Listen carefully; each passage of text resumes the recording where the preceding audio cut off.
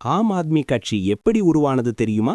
India ஊழல் எதிர்ப்பு இயக்கம் என்றதொரு அமைப்பினை அண்ணா ஹசாரே, அரவிந்த் கெஜ்ரிவால், கிரண் பேடி போன்றோரால் தொடங்கப்பட்டது. இதன் முக்கிய கோஷம் ஜன் லோக்பால்.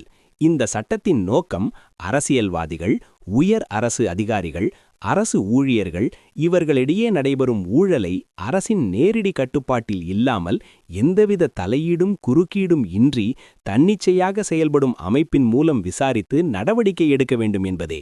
2011-2012 காலகட்டத்தில் இந்த இயக்கம் நாடு முழுவதும் பெரிதாக வெடித்தது. இந்த இயக்கம் இந்தியாவின் மிகப்பெரிய மக்கள் எழுச்சியாக மாறியது. லோக்பால் சட்டம் கொண்டுவர வேண்டும், ஊழலை இந்த அமைப்பின் மூலம் விசாரிக்க வேண்டும், நம்பகமான அரசியல் நடக்க வேண்டும். இந்த கோரிக்கைக்காக லட்சக்கணக்கான மக்களை ராம்லீலா மைதானத்துக்கு கொண்டுவரச் செய்தது. இதன் மூலம் ஊழல் அரசியல் மீது கோபமும் மாற்றத்திற்கான விதையும் மக்கள் பங்கேற்றதினால் உச்சம் பெற்றது. அண்ணா ஹசாரே குழு அரசியலுக்கு போகக்கூடாது, இது ஒரு மக்கள் இயக்கமே இருக்க வேண்டும் என்றது. கேஜ்ரிவால் குழு இந்தியா ஊழல் எதிர்ப்பு இயக்கம் ஆம் ஆத்மியை உருவாக்கிய தாயாக இருந்தது. ஆம் ஆத்மி என்றால் சாதாரண மனிதன், ஆம் ஆத்மி கட்சி என்றால் சாதாரண மக்களின் கட்சி என்று தொடங்கப்பட்டது. இதேபோல் ஒரு நிலை நம் தமிழ்நாட்டில் ஏற்பட்டு உள்ளது. இரு பெரும் கட்சிகளும் ஊழல் செய்து வருவதை தட்டிக் கேட்கவே வருகிறார் நம் தளபதி விஜய். மக்களிடையே பெரும் எழுச்சியும் ரசிகர்களிடம் பெரும் ஆதரவும் பெருகி வருகிறது. செல்லும் இடமெல்லாம் மக்கள் வெள்ளம், ஊரே ஊர்வலம் வருவது போல் காட்சியளிக்கிறது. விஜய்க்கு மக்களிடமிருந்து அழுத்தமும் சிக்னலும் வந்துவிட்டது. 10 ஆண்டுகளாகவே ரசிகர்கள், இளைஞர்கள் தளபதி நீங்களும் அரசியலுக்கு வாங்க என்று சொல்லி வருகிறார்கள். நீங்க வந்தா நாங்க சப்போர்ட் பண்ணுவோம், மாற்றம் வேண்டும்னா நீங்க தான். அரசியலில் ஈடுபடாத காலத்திலிருந்தே இந்த அழைப்பு இருந்தது. விஜய் மக்கள் இயக்கம் 10 வருடத்திற்கும் மேலாக சமூக பணிகள், கல்வி உதவிகள், நிதி உதவிகள் செய்து வருகிறது. மக்களின் பங்கேற்பு விஜய்க்கு தயார் நிலையில் இருக்கின்றது.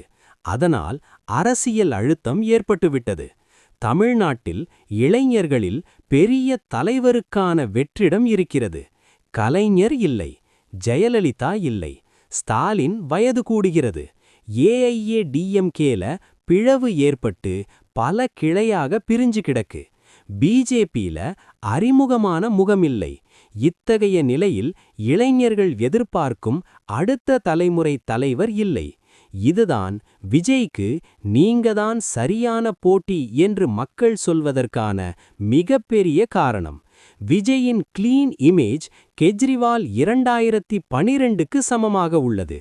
கெஜ்ரிவால் 2011இல் மக்கள் பார்வையில் நேர்மையானவர், தைரியமுள்ளவர், சாதாரண மனிதன் குரல்.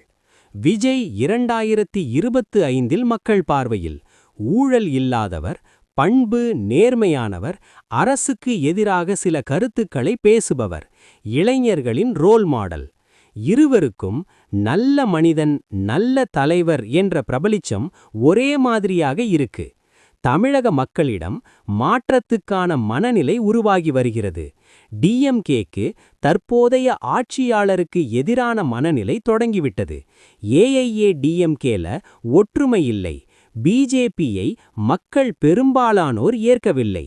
இதனால் மக்கள் எதிர்பார்ப்பது புதிய முகம், சுத்தமான அரசியல், நம்பகமான தலைவர். இதுவே அன்று ஆம் ஆத்மி உருவான மனநிலை. இதே மனநிலை இன்று தமிழ்நாட்டிலே விஜய்க்கு கிடைக்க வாய்ப்பு மிக அதிகம். கெஜ்ரிவால் முதல் தேர்தலில் வெற்றி பெற்று ஆட்சியை பிடித்ததைப் போல நம்மின் விஜயும் ஆட்சியை பிடிப்பார். எப்படி? 2 நாட்களில் தொடரும்.